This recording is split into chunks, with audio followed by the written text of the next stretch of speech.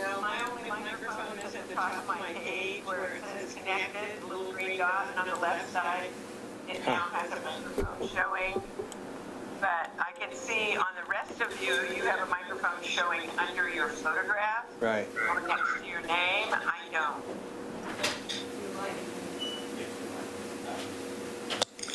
All right. Well, while You need to hover we are live, folks. part of the screen, Guys, Yeah, I and then tried. you basically we're live. I tried that a couple of different ways, you know.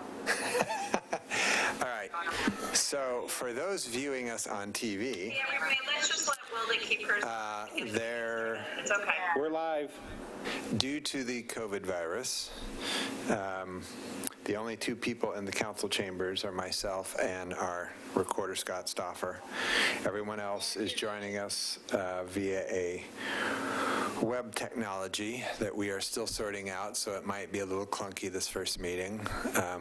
Moving forward for the duration of this pandemic, probably we will all be on the web device, and we will sort out how to allow the public to I can't hear anything, just way soft. Are you muted? Nope, I don't have any way to mute. This is muted because, Now I can hear you. Maybe I just unmute that. all right, Marcus was muted. There you go. Okay. all righty. So, Wilda, you didn't need to hear what I was saying. I was just explaining to the rest of the world what we got going on here. So you didn't miss anything. Call the meeting to order or? Not yet. I'm about to do that. Gotcha. So, as I said, this will be a little clunky this first time, and then going forward, all of us will be on the web like this, and we will figure out a way for citizens to give us input, whether it's testimony on a hearing or otherwise. But we've got 3 weeks to figure that out. So, I hereby call the 2311th meeting of the Milwaukee City Council to order. Please stand and join me in the Pledge of Allegiance. I pledge allegiance to the flag of the United States of America and to the republic for which it stands, one nation, under God, indivisible, with liberty and justice for all. All right, and just coincidentally, we also are starting a new what we hope will become a tradition going forward, which is to recognize the native lands that we occupy. So, over the last several months, the city has worked with the Confederated Tribes of the Grand Ronde to draft a Native Lands Acknowledgement Statement to be read at the start of city council meetings. Today marks the first reading of this statement at a Milwaukee City Council meeting. The City of Milwaukee respectfully acknowledges that our community is located on the ancestral homeland of the Clackamas people. In 1855, the surviving members of the Clackamas signed the Willamette Valley Treaty, also known as the Kalapuya, etc. Treaty, with the federal government in good faith. Tribal members have maintained their connection to their ancestral homelands, and we offer our respect and gratitude to the indigenous people of this land. After each reading of this, whoever's running the meeting will also attempt to tie this to something happening in the meeting or currently. I think to me, making this acknowledgement at this particular time in human history is about the way that the native culture honored and respected the land and nature. And had we done a little better job of that, we would not be facing issues like climate change. Obviously, that has little to nothing to do with COVID, which is on top of everybody's mind tonight. But to me, that is the overriding issue and reason for this. So, moving on with the meeting. Due to the cancellation of public events in Oregon, there are no upcoming event announcements this evening. As we continue to monitor the COVID-19 situation, we want to note that the council meetings are streamed live on the city's YouTube channel and broadcast on Comcast Cable Channel 30 in city limits. The public may submit comments to council by email to ocr@milwaukeeoregon.gov. So our first item tonight is an emergency declaration. This will be presented by our city manager, Ann Ober. Hi, so in order to assure continuity of operations and also in order to receive reimbursement from the federal and state governments after the COVID-19 pandemic is over, or at least pushed forward, we will need to declare an emergency tonight. That gives us the ability to start tracking those expenses separately. This also allows the city manager to move budget as needed in order to make sure that we can put funding towards the things that are most necessary in the crisis. And with that, I'm going to turn it over to our attorney just to see if he has anything to add. Mr. Gerke, Justin, you're muted. You're muted. Thank you. Sorry about that. The declaration of a state of emergency is a rather straightforward document that's designed to implement authorities provided by Oregon statute and our own code. We're transferring some authorities around to make sure that the city is in as nimble of a position as it can be with the COVID-19 outbreak and during the state of emergency. So I concur with everything that Ms. Ober said and don't have much to add. Do we need to read the declaration into the record? It was posted yesterday, so there's a public copy available online. So, I heard what Scott... Posted, so we are fine. You can just take a vote. Okay. Do we need to have a motion? Yes, please. I would entertain a motion. Somebody? I'll move to approve the resolution. Second. It has been moved and seconded to approve the COVID-19 emergency declaration. Is there any further discussion? All those in favor? Aye. Aye. Opposed? Aye. Sorry, I did not mean to oppose that. I was looking for, make sure I was not on mute. I support the declaration since I made the motion. Okay. So the motion passes unanimously.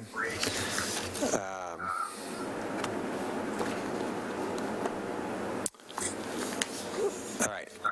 So our next item is a communication to the residents of Milwaukee from the City Council. Do you guys feel like you need to make a motion to adopt this, or shall I just read it?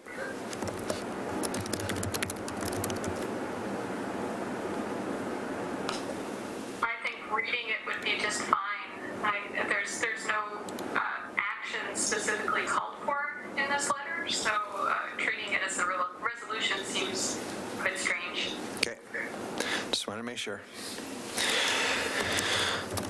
To the residents of Milwaukee. I'm going to turn the volume down so I don't have to hear myself. It's bad enough.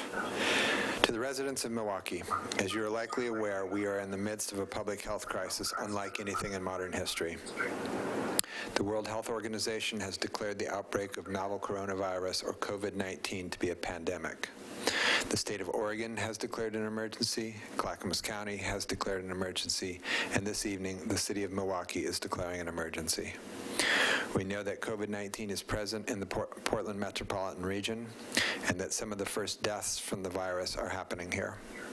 While there is a lot we still don't know about the coronavirus, we are learning that infected individuals can spread the virus before they show any signs of sickness. The World Health Organization states that most individuals infected with COVID-19 will experience mild illness, but it will make some individuals very ill. Those over 60 and those with pre-existing medical conditions are at the greatest risk of severe illness and death. In China, Italy, and Spain, where the outbreaks are farther along than in Oregon, hospitals have been overwhelmed and there have been shortages of necessary facilities, medical supplies to treat those infected with COVID-19. Officials in those countries report that patients who become very ill and need hospitalization often need breathing support from ventilators to survive. And when many people become sick all at once, there may not be enough ventilators for everyone who needs them. We need to rely on one another to stay safe and to protect those at greatest risk and slow the spread of this disease. Social distancing and practicing good hygiene are our best available tools for getting through this together. The City of Milwaukee is taking steps to support the public in staying safe and healthy. As of today, most city buildings, including the Leading Library and City Hall, are closed to the public. The Public Safety Building will remain fully operational during this time, with some slight modification to how we do business. We encourage people to call in for assistance rather than walk in for service. The non-emergency dispatch number is 503-786-7500. We have suspended all water shutoffs and are returning water services to homes where it was previously disconnected. The Leading Library is forgiving all fines that accrue during the emergency closure. Our municipal judge has temporarily modified court processes regarding in-person hearings, payments, and rescheduling requests. If you need to pay a bill, please use our online services if you can. Otherwise, call the main number and someone will take your payment over the phone. If you have a court hearing coming up, please call City Hall. Oregonians who are financially impacted by closures are receiving some relief from Portland General Electric and Northwest Natural. These two utilities are temporarily suspending shutoffs due to non-payment. Some internet services and cell phone providers are raising data caps and offering free or reduced programs for low-income customers during this time. Students in North Clackamas School District are receiving pickup breakfast and lunches. The Wichita Center is providing food boxes for families Monday through Friday, and the Oregon Food Bank is ramping up its food distribution network to provide more support for those in need. Meals on Wheels continues to provide meals for seniors. They are following a strict hygiene protocols for food preparation. If you are over 60 and need help getting food or medication, please call the Milwaukee Center at 503-653-8100. And that should hopefully be a temporary situation. The Health, Housing, and Human Services Department at Clackamas County is standing up a new group to be able to deal with these kind of situations, but that's probably potentially a week out. So for the time being, call the Milwaukee Center. For anyone needing help with basic needs like food, housing, bills, or transportation, call 211 to see if there are services in the county for you. Federal and state governments are developing programs to provide unemployment relief to workers and financial assistance to small businesses affected by closures. At the federal level, the Small Business Administration has already announced it will be offering low-interest loans of up to $2 million each to help businesses through the crisis. The Oregon legislature appointed a bipartisan committee to figure out the state's response to the economic crisis we all face, and their first meeting, by phone, is tomorrow. They will be determining how best to support the many hourly workers, self-employed, and small businesses who are struggling. Our legislators, Senator Kathleen Taylor and Representative Karin Power, and myself, want to hear your stories of how the shutdowns are affecting you. Please contact us by phone or email. We know these times are full of uncertainty. The patterns of our lives are disrupted. For many of us, work, family life, friendships, and daily routines are all out the window. But when those things fall away, we can see all the other ways we are connected, or can be connected. Please do stay in touch with your loved ones by phone, text, and video chat. If you have neighbors with health issues, check in with them and see if they need a shopping trip. Be kind to one another. And if you do need to go out in the world, remember that this virus does not discriminate based on race. It is not a Chinese virus. Do not treat our community members of Asian descent any differently than you would anyone else. Most of all, we urge you to follow the guidance of the Center for Disease Control, the State of Oregon, and Clackamas County around hygiene and social distancing. For questions related to the COVID-19, we ask people to use OHA and CDC sites rather than coming to the public safety building or calling the non-emergency number. Wash your hands thoroughly and often with soap and water. If you need to be out in public, stay 6 feet away from other people. Consider using drive-through windows at pharmacies and delivery or grab-and-go services at stores. Also realize that all restaurants are closed to in-store dining, but most of them will have pickup or delivery available. Instruction from national and state levels is evolving on an hour-by-hour basis. Rely on trustworthy sources of information, such as the Oregon Health Authority, which is oregon.gov/OHA, Clackamas County Public Health, which is clackamas.us/public health, and the Centers for Disease Control, which is cdc.gov/coronavirus. The city and other levels of government continue to explore new tools to hold public virtual meetings like this one. We will be back on April 7th with our next regularly scheduled council meeting to handle the most hearts to all the first responders, medical health professionals, grocery store workers, delivery people, and everyone else who's putting themselves at risk to help. We are indebted to your service, and you're a model for all of us. Please be safe and stay informed. The Milwaukee City Council.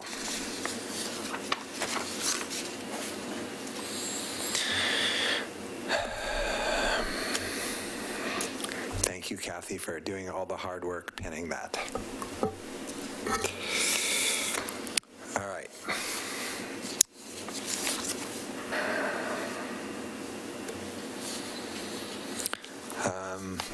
Tonight's consent agenda includes the minutes of the February 11th, 2020 study session, a resolution establishing a municipal court fines amnesty program from July 1st through August 30th, 2020, an Oregon Liquor Control Commission application for Alpine Carriers and Storage at 9696 Southeast Omark Drive Warehouse, a letter of support for a grant application submitted by the North Clackamas Parks and Recreation District for the Milwaukee Bay Park project. Does any member of council wish to remove an item from the consent agenda? No. I would entertain a motion to approve the consent agenda. Move to approve. Second. I think it's been moved and seconded to approve the consent agenda. All those in favor, say aye. Aye. Aye. Opposed? None heard. It passes unanimously.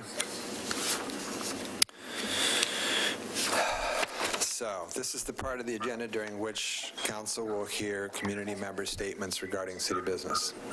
Because the information provided during public comment may be new to some councilors, the city manager will respond at the next council meeting to those comments that require follow-up. Before I ask Ann if there's follow-up, we will come up with ways for you to do this at the next meeting. If you wish to make comment in this meeting, please email Scott at ocr@milwaukeeoregon.gov. And even if we've moved a little ways on to the meeting, I will come back to you. So, Ann, is there any follow-up from the last meeting? There's no follow-up. All right. There's no one emailed. Nobody's emailed? Can I give it a minute? Sure. Okay, we're going to give it a minute. Because if they're anything like me, they type slowly. Mark? Yes. This is Wilda. It's really hard to hear you. It's all garbled. And I don't know if it means closer to the microphone or speak slower or whatever, but it's coming across pretty strangely. How does it sound for everybody else? Say what? Just now when you spoke, it sounded good, Mark. I think you are probably moving back and forth unconsciously away from the computer's microphone. Yeah. So I will put the microphone right here in front of the computer. Does that help? Yes. Okay, cool. Still no emails, Mr. No Mayor. emails. All right, we're going to go ahead, move on.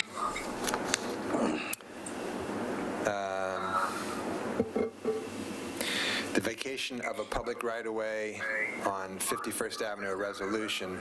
This hearing item will be rescheduled to a future meeting. Appeal of the Planning Commission's decision to deny master land use Elk Rock Estates continued from February 4th, 2020. The public hearing on the appeal of the Planning Commission's decision to deny a natural resource cluster development application files NR 2018-005 and AP-2019-003 continued from February 4th, 2020 is called to order. This hearing was scheduled to address the amended application materials submitted on February 11th pursuant to Oregon Revised Statute 197.522(3). However, due to restrictions on public gatherings, council will instead vote to continue the hearing to April 7th. The applicant has confirmed that he is willing to extend the 120-day land use clock to allow for a continued hearing. Although council will not conduct a hearing this evening, for the record, has any member of council visited the site? I have. Not since the last meeting. Same here, not since the last meeting. Yeah. And Kathy will be recusing herself, I'm sure, once again. All right. Yes. Does any member of the council wish to announce any ex parte contacts or other conflicts of interest? No. No. Nor do I. Announced when we began these hearings. Kathy? And as per the usual, out of a concern for perceived conflict of interest, since I do live across the street and have had extensive ex parte contact, I am recusing myself from this matter. Okay. But I'm going to stay on the video for this time. Good idea. Yeah, good idea. We have no members of audience to challenge, so I'm not even going to ask the question.